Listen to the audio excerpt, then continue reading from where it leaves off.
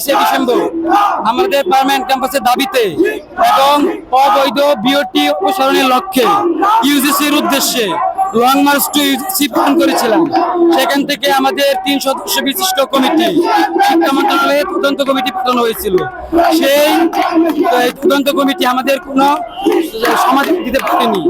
এখন আমাদের permanent campus নেই, আমাদের নিজস্ব কোনো ক্যাম্পাস নেই, আমাদের ভর্তি বন্ধ। এখন আমাদের একমাত্র দাবি অবৈধ বিওটি নজরুলের অপসারণ এবং আমাদের অতি দ্রুত পার্মানেন্ট ক্যাম্পাসে স্থানান্তর।